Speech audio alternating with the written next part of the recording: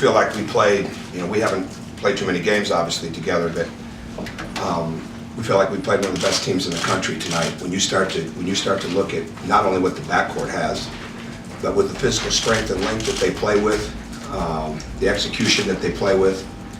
And I thought for a one-day turnaround, our guys were really a no-day turnaround, but were tremendously locked in to trying to take away what we had to take away. But Shabazz Napier is he's just too good. I mean, he's like, I imagine it would be in the NFL like trying to deal with a great running back like Barry Sanders or Adrian Peterson now, something like that, where a guy can change direction to drop of a hat. He can play with both hands, both feet. He's explosive to the basket. He's got the pull-up, obviously. He's got the straight pull-up. He's got the step back. He's got the three. And he's got one of those unteachable abilities to make big shots at really crucial times. And they're a deep team.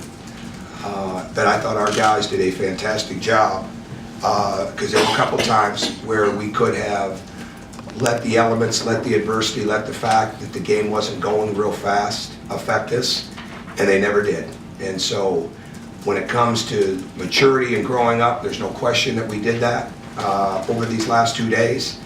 But what we've really got to improve, you're not going to beat anybody when you turn it over that many times, because you're just giving a team this good a chance to make plays. So we feel like we can get a lot better, and we had some freshman moments tonight for freshmen. We also had a guy like Devin Davis step up and do good things, and we're a team that's on the climb right now, and as long as we stay extremely hungry and humble, we have a chance to really improve. Thank you, Coach.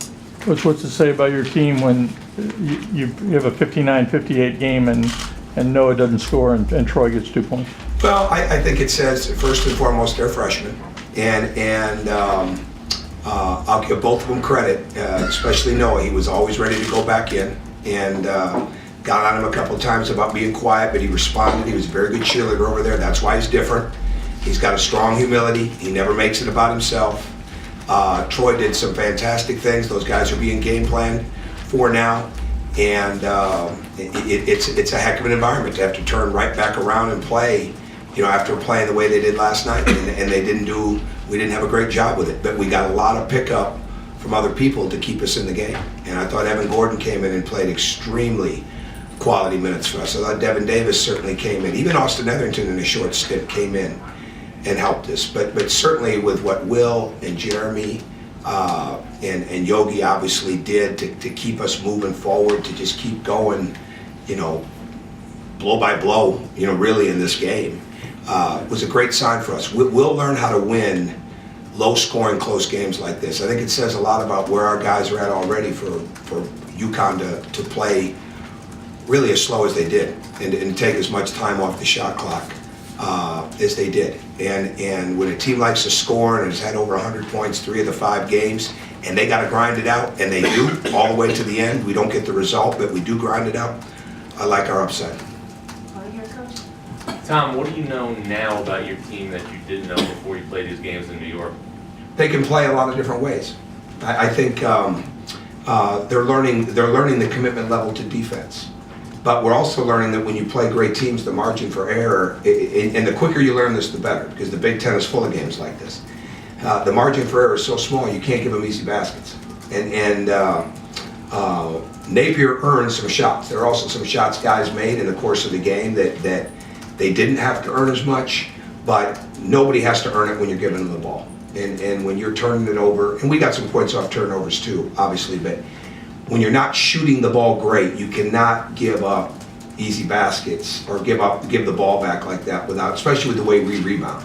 You can't not have a chance to have a really good offensive possession by getting your second shot, and when you turn it over, you eliminate that. So we've learned we've got to be better with the ball, we've got to be stronger with the ball. I think the bottom line, I said this to him before the game, we'll get physically tougher and stronger, because we just will, because we'll get older and we'll get stronger with the weight room, but we got to grow mentally as fast as we can. I think we did. How much better was Shabazz in person versus on film?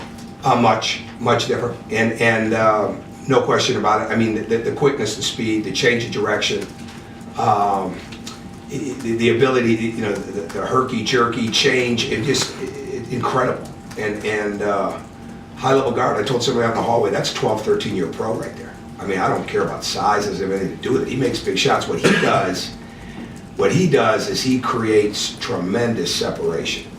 And again, they've got enough guys. I thought we did a great job on Daniels, and all of a sudden he hits a big three late. You know, and we followed our game plan with him. For the most part, we followed our game plan with Giffey.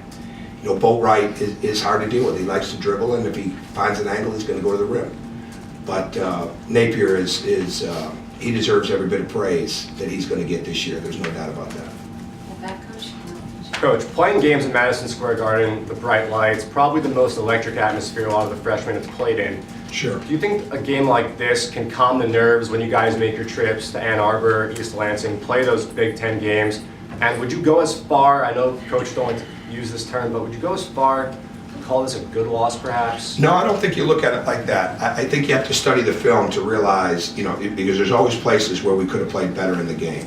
I don't think I don't think you can look at the result over the long period of time. And I don't want to rationalize losing at all, so I would never do that. I think they'll understand more and more that they can compete in any type of game, as long as they don't give in, get down on themselves. You know, there were times we got quiet, and there were times we responded. But we're not scoring, right? When you're going against a team like UConn, you're not going to get a lot of easy baskets. You got to go force the action. You got to get it a lot of different ways. And we did. I thought we got better in both games as the game went on. We weren't as good last night defensively at the end, but we got better on offense, and even tonight we got better inside of the game. So when you can point to your team getting better in an environment like this, there's no question that it helps you down the road.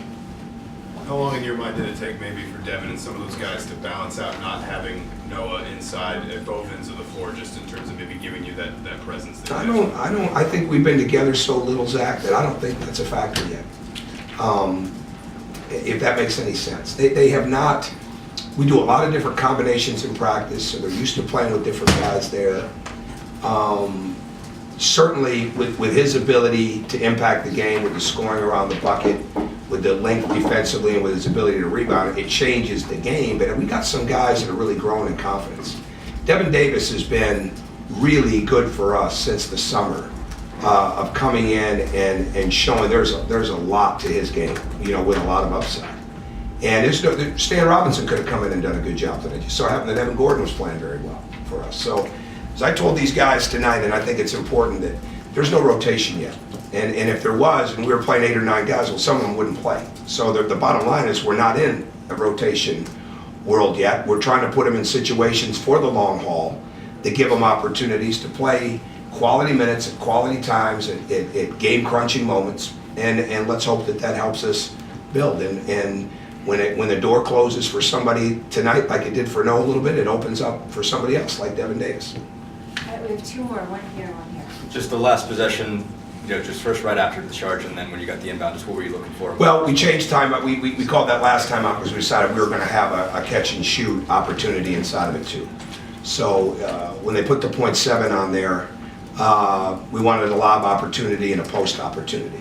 And then we decided we were going to have a catch and shoot opportunity if Yogi could get the 3, or the lob over the top or the post up.